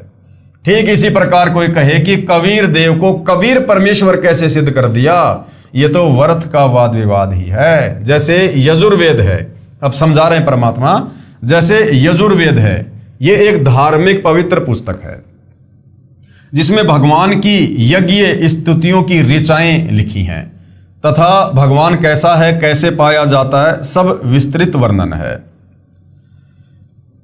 अब यदि पवित्र यजुर्वेद की महिमा कहें कि प्रभु की यज्ञ स्तुतियों की ऋचाओं का भंडार है, बहुत अच्छी विधि वर्णित है, एक अनमोल जानकारी है, और ये लिखे नहीं कि वह यजुर्वेद है, अपितु यजुर्वेद का अर्थ लिख दें कि यज्ञ स्तुतियों का ज्ञान है, तो उस वस्तु यानी पवित्र पुस्तक को कैसे पाया जा सकेगा? उसके लिए लिखना होगा कि वह पवित्र पुस्तक यजुर्वेद है जिसमें यज्ञ ऋचाएं हैं। इसी प्रकार इन तत्व ज्ञानहीन साधु संत महात्मा ऋषियों ने वेदों का अनुवाद करते समय भगवान की महिमा तो कर दी कि वो राजा के समान सिंहासन पर विराजमान है, उसके सिर के ऊपर मुकुट है, लेकिन उसका नाम नहीं लिख रहे, उस कवि का अर्थ वो कबीर नहीं कर रहे। क्योंकि भाइयों और बहनों, वेद जो परमेश्वर द्वारा प्रदत्त हैं, उस परमेश्वर के अलावा भला कौन उसका अनुवाद कर सकते हैं?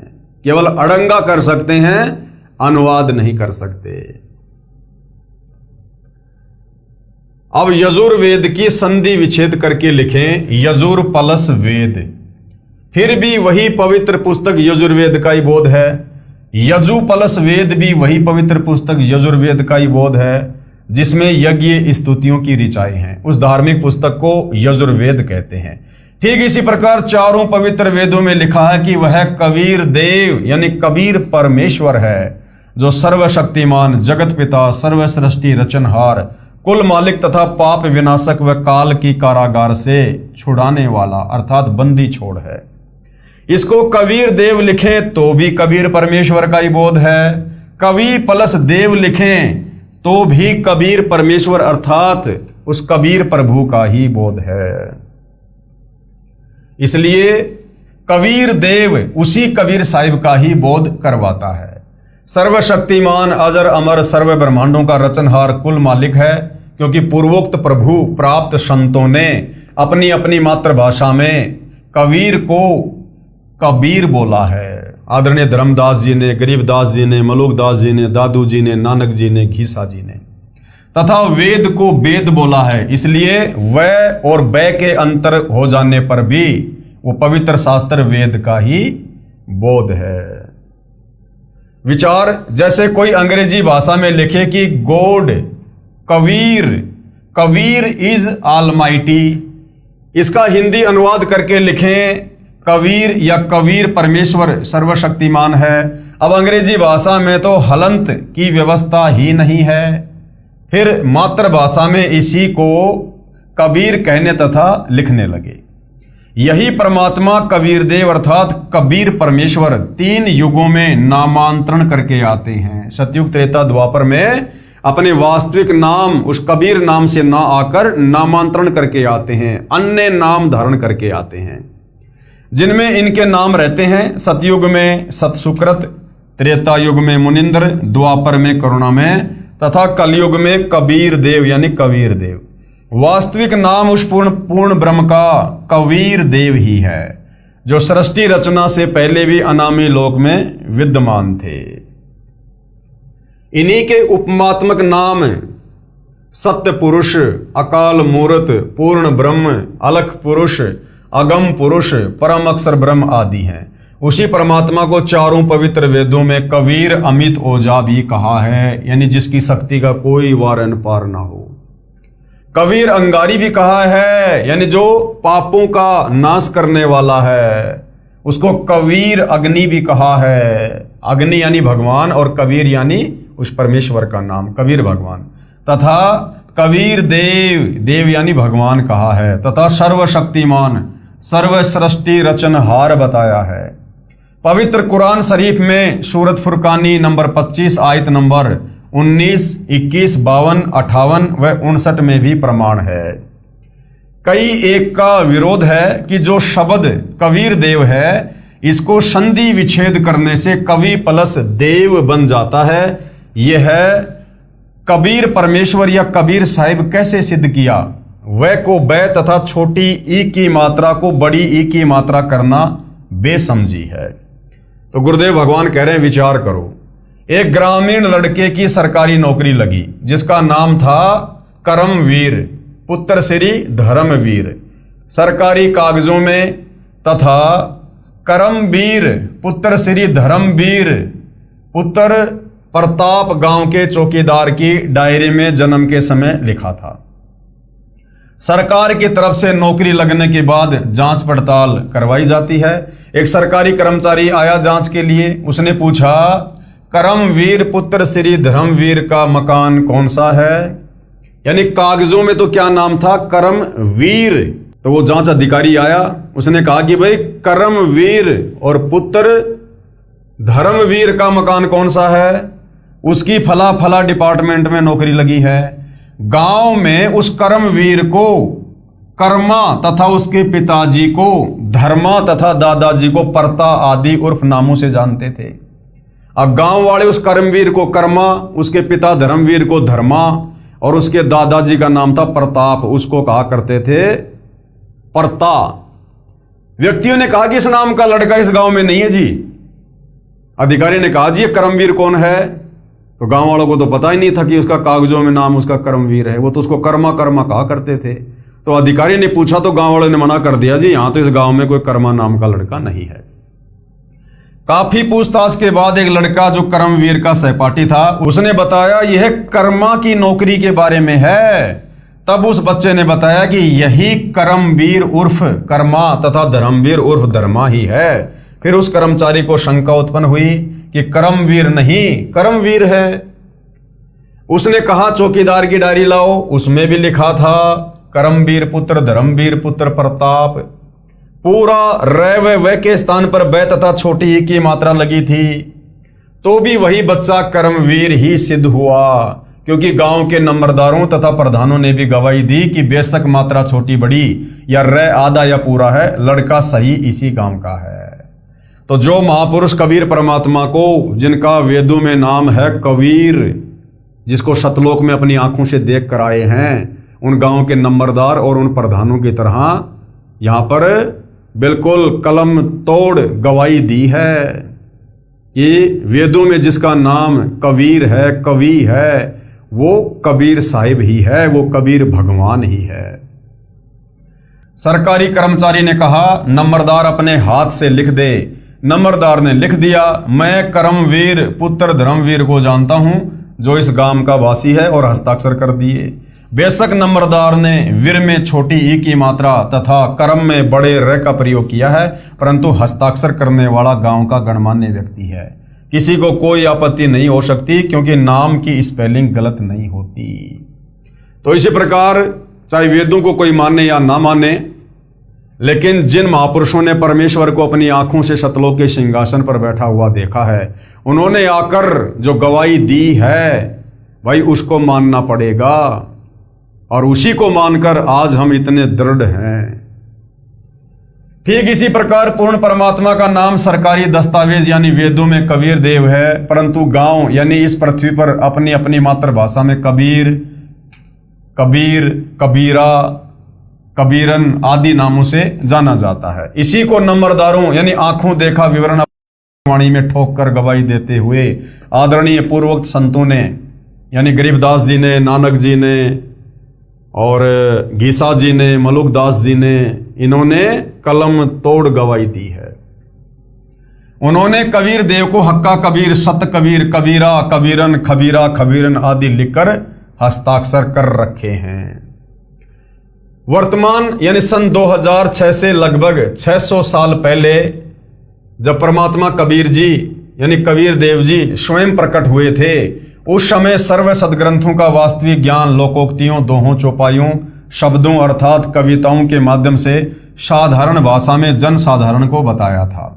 यानी 650 साल पहले जब परमात्मा बनारस के काशी में आए थे, उस तत्व ज्ञान को उस समय के संस्कृत भाषा व हिंदी भाषा के ज्ञाताओं ने यह कहकर ठुकरा दिया कि कबीर जी तो अशिक्षित है, इसके द्वारा कहा गया ज्ञान व उसमें उपयोग की गई भाषा व्याकरण दृष्टिकोण से ठीक नहीं है, जैसे कबीर जी ने कहा है।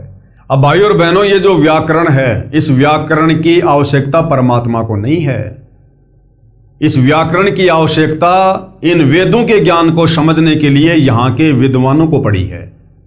व्याकरण को जन्म भगवान ने नहीं दिया, ये व्याकरण इन वेदों के ज्ञान को समझने के लिए यहाँ के संस्कृत के विद्वानों ने बनाई है। तो व्याकरण का ज्ञान गलत हो सकता है, लेकिन वेदों का ज्ञान जो पूर्ण परमात्मा कबीर जी के द्वारा दिया गया है वो गलत नहीं हो सकता।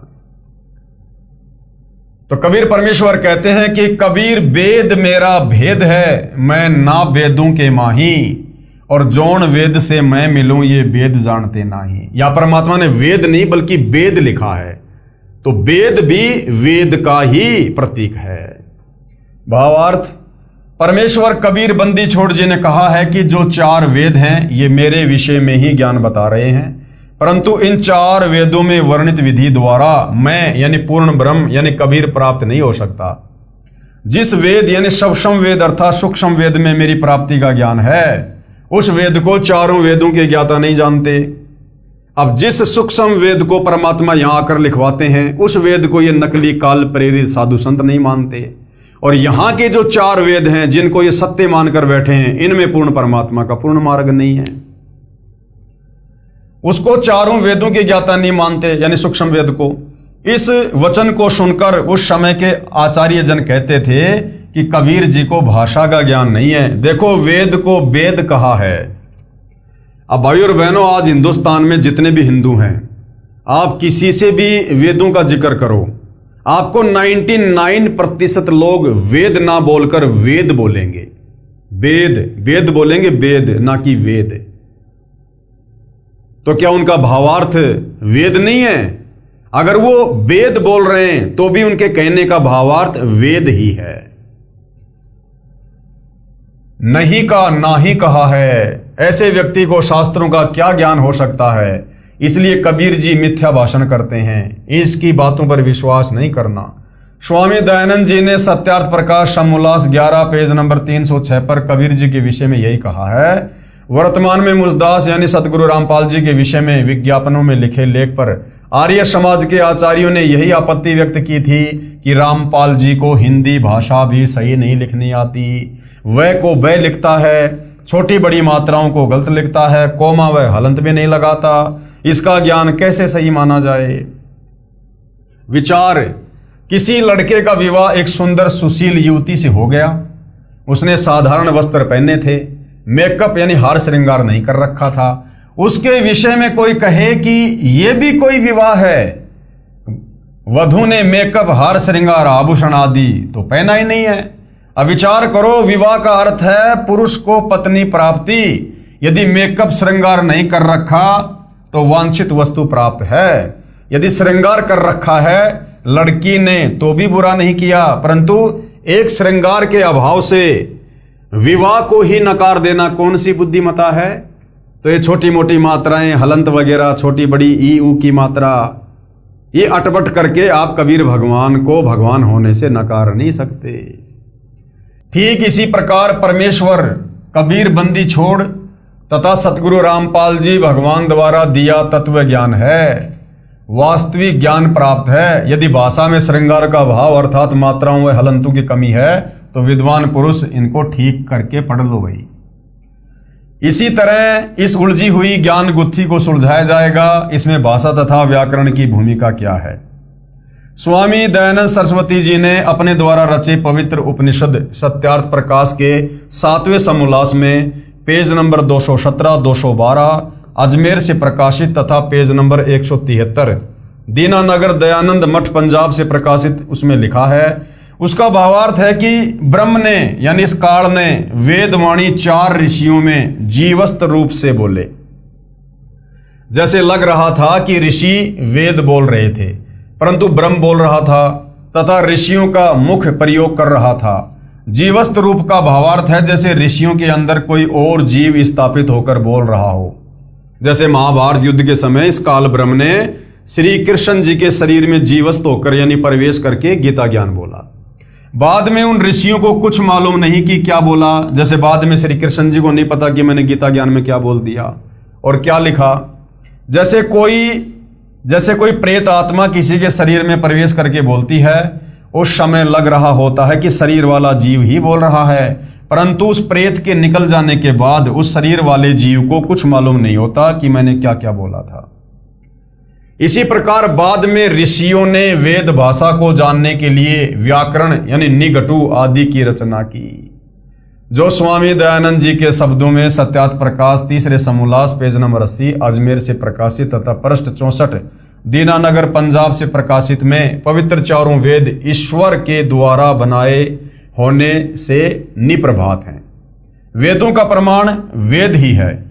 चारों ब्राह्मण व्याकरण निघटु आदि ऋषियों कृत होने से त्रुटि युक्त हो सकते हैं। उपरोक्त विचार स्वामी दयानंद जी के हैं। यानी आर्य समाज के प्रवर्तक दयानंद जी का भी यही कहना है कि वेदों का जो ज्ञान है वो भगवान के द्वारा दिया गया ज्ञान है, जिसमें कोई कमी नहीं है। लेकिन आगे चलकर ऋषियों को जो वेदों का ज्ञान समझ में नहीं आया तो उन्होंने व्याकरण को उत्पन्न किया।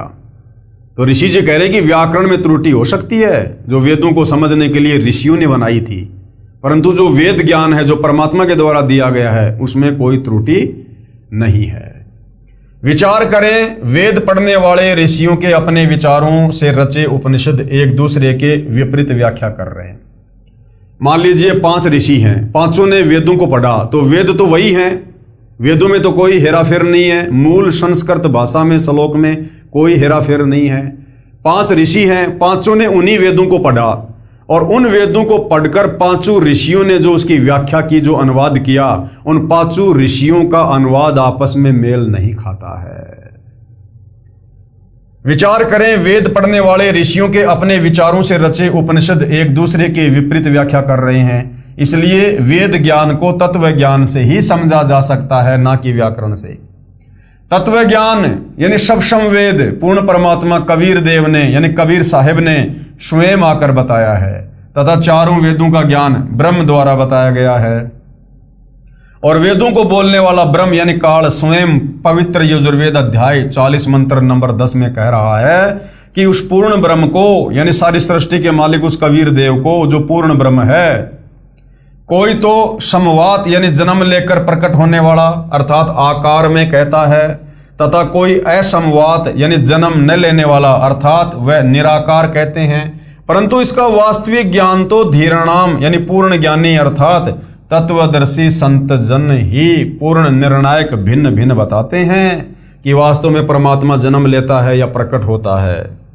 उसको ध्यान पूर्वक सुनो। यानी तत्वदर्शी संत जो सत्संग करे, जो पुस्तक लिखे, जैसे वर्तमान में तत्वदर्शी संत की भूमिका में सतगुरु रामपाल जी हैं, या तो उनके सत्संग सुनने से पता चलेगा या फिर उनके द्वारा लिखित पुस्तकें पढ़ने से पता चलेगा। इससे स्वयं सिद्ध है कि वेद बोलने वाला ब्रह्म यानी काल भी स्वयं कह रहा है कि उस पूर्ण ब्रह्म यानी कबीर देव के बारे में मैं भी पूर्ण ज्ञान नहीं रखता। उसको तो कोई तत्वदर्शी संत ही बता सकता है। गीता अध्याय 4 श्लोक 34। इसी प्रकार इसी अध्याय के मंत्र नंबर 13 में कहा है कि कोई तो विधाया यानी अक्षर ज्ञानी एक भाषा के जानने वाले को विद्वान कहते हैं, दूसरे अविधाया यानी निरक्षर को अज्ञानी कहते हैं। ये जानकारी भी वो धीराणाम यानी तत्वदर्शी संत ही विस्तृत व्याख्या बयान करते हैं। यानी वास्तव में विद्वान कौन है ये भी वो तत्वदर्शी संत ही बताएगा। चाहे दुनिया की कितनी भाषाएं पढ़ लो, अगर आपको तत्व ज्ञान नहीं है, वेद ज्ञान नहीं है, भगवान के विषय में जानकारी नहीं है, भगवान की प्राप्ति का मार्ग नहीं है, तो आप विद्वान नहीं हैं। आज यदि इस धरती पर कोई विद्वान है तो सतगुरु रामपाल जी हैं, और उसके बाद यदि कोई विद्वान है, वो चाहे अनपढ़ ही क्यों ना है, यदि सतगुरु रामपाल जी का शिष्य है और उसे पूर्ण परमात्मा कबीर जी की प्राप्ति का मार्ग मिल गया है, तो वो भगत जन विद्वान है, ना कि ये तरह तरह की भाषाओं के ज्ञाता अपने आप को पंडित कहलाने वाले, जिनको परमेश्वर के मार्ग का पता नहीं है, वो विद्वान नहीं है। विशेष उपरोक्त इन प्रमाणों को विवेचन करके सद्भावना पूर्वक पुनर्विचार करें तथा वय को वय तथा छोटी बड़ी मात्राओं की शुद्धि अशुद्धि से ही ज्ञानी व अज्ञानी की पहचान नहीं होती, वह तो तत्व ज्ञान से ही होती है। कबीर देव यानी कबीर परमेश्वर के विषय में वह को वह कैसे सिद्ध किया है, छोटी ई की मात्रा बड़ी ई की मात्रा कैसे सिद्ध हो सकती है, इस वाद विवाद में न पढ़कर तत्व ज्ञान को समझना है। जैसे यजुर्वेद है, यह एक पवित्र पुस्तक है, इसके विषय में कहीं संस्कृत भाषा में विवरण किया हो, जहां यजु या यजुम आदि शब्द लिखे हों, तो भी पवित्र पुस्तक यजुर्वेद का ही बोध समझा जाता है। इसी प्रकार पूर्ण परमात्मा का वास्तविक नाम कबीर देव है। इसी को भिन्न भिन्न भाषा में कबीर साहेब, कबीर परमेश्वर कहने लगे। कई श्रद्धालु शंका व्यक्त करते हैं कि कबीर को कबीर कैसे सिद्ध कर दिया। व्याकरण दृष्टिकोण से कवि का अर्थ सर्वज्ञ होता है। दास की प्रार्थना है कि प्रत्येक शब्द का कोई न कोई अर्थ तो बनता ही है। रही बात व्याकरण भाषा की, भाषा प्रथम बनी क्योंकि वेद वाणी प्रभु द्वारा कही है, तथा व्याकरण बाद में ऋषियों द्वारा बनाई गई। यह त्रुटि युक्त हो सकती है। वेद के अनुवाद यानी भाषा में व्याकरण व्यक्तव्य है, अर्थात असंगत तथा विरोधाभास है, क्योंकि वेद वाणी मंत्रों द्वारा पदों में है। जैसे पलवल शहर के आसपास के व्यक्ति पलवल को परवर बोलते हैं। यदि कोई कहे कि पलवल को कैसे परवर सिद्ध कर दिया, यही कबीर को कबीर कैसे सिद्ध कर दिया कहना मात्र है। यानी हमने केवल यह देखना है कि परमात्मा की प्राप्ति कैसे हो। वेदों में लिखा है कि परमात्मा की प्राप्ति होगी तत्वदर्शी संत की शरण में जाकर उपदेश लेकर उसके बताए अनुसार भक्ति करने से। अब तत्वदर्शी संत कौन है, कैसा होता है, उसकी पहचान क्या है, वो चारों वेदों के निष्कर्ष पवित्र गीता जी में लिखी है। अध्याय 15 श्लोक 1 से 4 कि जो उल्टे लटके हुए संसार रूपी वृक्ष के सभी विभागों को बता दे कि पूर्ण परमात्मा कौन है और इस भक्ति रूपी पेड़ की डार कौन है, जड़ कौन है, ये तना कौन है, शाखा कौन है, ये पत्ते कौन है, तो समझो वो तत्वदर्शी संत है जो पूरी सृष्टि की व्याख्या कर दे एक पेड़ के माध्यम से। वो तत्वदर्शी संत है और जैसा वो कहे वैसी भक्ति करो, फिर ये मात्रा वात्रा के चक्कर में मत पड़ो। तो भाई आज सतयुग, त्रेता, द्वापर और कलयुग बीत गया, 5000 साल। सतगुरु रामपाल जी के अलावा किसी भी धर्म के आचार्य, शंकराचार्य, मुल्ला, मौलवी, पोप, पादरी, पंडित, ब्राह्मण ने गीता अध्याय 15 श्लोक 1 से 4 का वर्णन नहीं किया, उस उल्टे लटके हुए संसार रूपी पेड़ की व्याख्या नहीं की है। तो वेदों के अनुसार जो उसकी व्याख्या कर देगा वो तत्वदर्शी संत है। तो सतगुरु रामपाल जी एकमात्र तत्वदर्शी संत है, और तत्वदर्शी संत मिलने के बाद फिर मात्रा वात्रा के चक्कर में नहीं पड़ना चाहिए। जैसा वो रास्ता बताए उस रास्ते पर आंख बंद करके चलना चाहिए अगर मोक्ष चाहिए तो, अन्यथा काल यहां दुनिया भर की अटपट करेगा। जैसे क्षेत्रीय भाषा में पलवल शहर को परवर कहते हैं, इसी प्रकार कबीर को कबीर बोलते हैं। प्रभु वही है। महर्षि दयानंद जी ने सत्यार्थ प्रकाश समोल्लास 4 पे 100 पर, जो दयानंद मठ दीनानगर पंजाब से प्रकाशित, पर देव कामा का अर्थ देवर की कामना करने किया है। देव को पूरा र लिखकर देवर किया है। कबीर को कबीर फिर भाषा भिन्न, कबीर लिखने व बोलने में कोई आपत्ति या व्याकरण की त्रुटि नहीं है। पूर्ण परमात्मा कबीर देव है, यह प्रमाण यजुर्वेद अध्याय 29 मंत्र 25 तथा सामवेद संख्या 1400 में भी है, जो निम्न है। यजुर्वेद के अध्याय नंबर 29 के श्लोक नंबर 25 में सतगुरु रामपाल जी द्वारा अनुवादित है। यह आप जियों के सामने वेद मंत्र है, पढ़ लीजिएगा। यहां प्रत्येक शब्द का हिंदी में अनुवाद भी किया गया है अनुवादकर्ताओं के द्वारा। अब इसका भावार्थ क्या है, यह वेद मंत्र समझाना क्या चाहता है?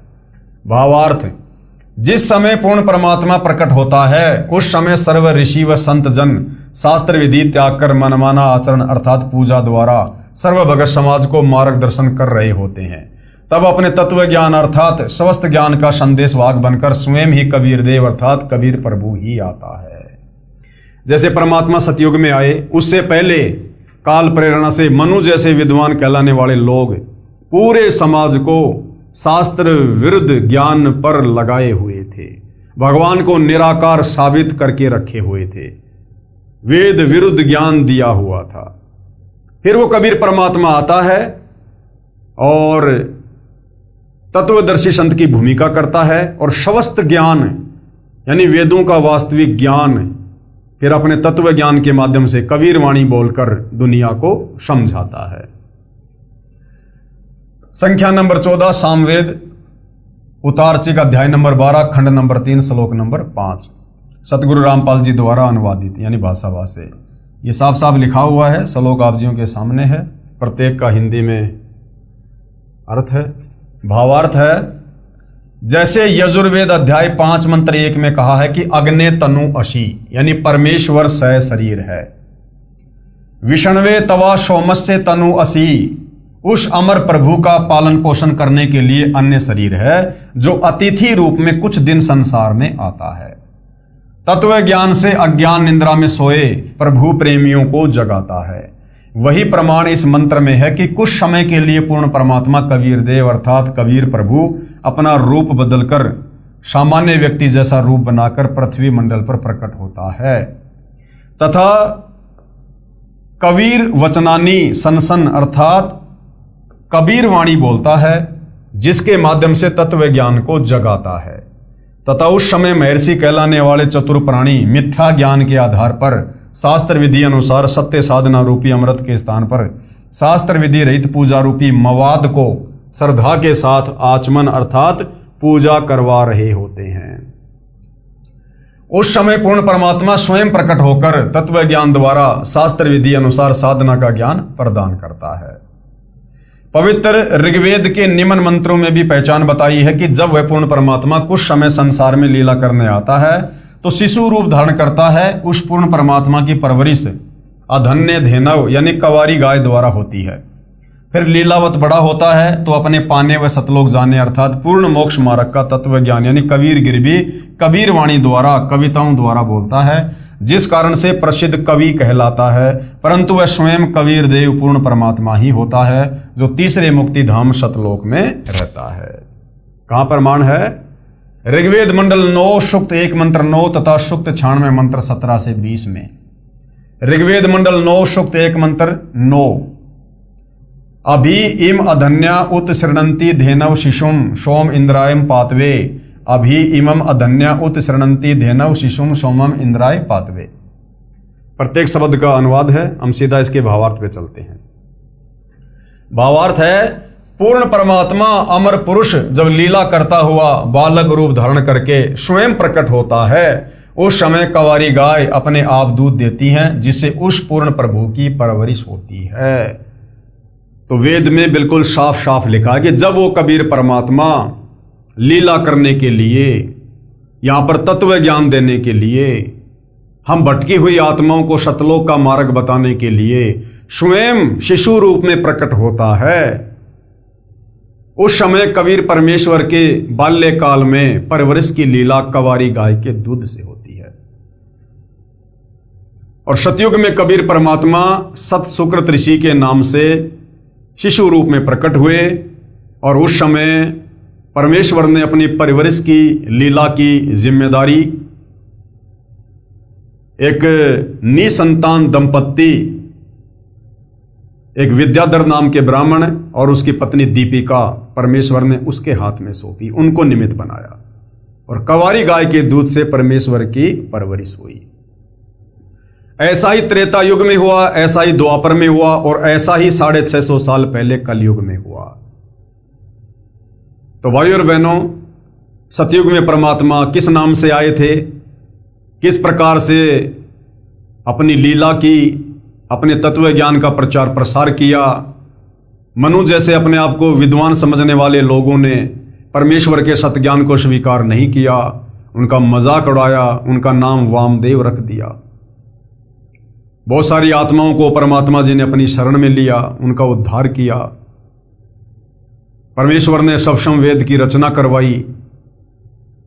अब आगे परमात्मा त्रेता युग में आते हैं, वेदों में लिखी अपनी लीलाओं के अनुसार उसी प्रकार से सतलोक से चलकर गति करके एक शिशु रूप में किसी तालाब के अंदर विकसित कमल के फूल पर प्रकट होते हैं और वहां से परमेश्वर को फिर एक निसंतान दंपत्ति उठाकर अपने घर ले जाती है। उसी परमेश्वर की योजना अनुसार सब कुछ होता है और फिर कंवारी गाय के दूध से उनकी परवरिश होती है शिशु रूप में।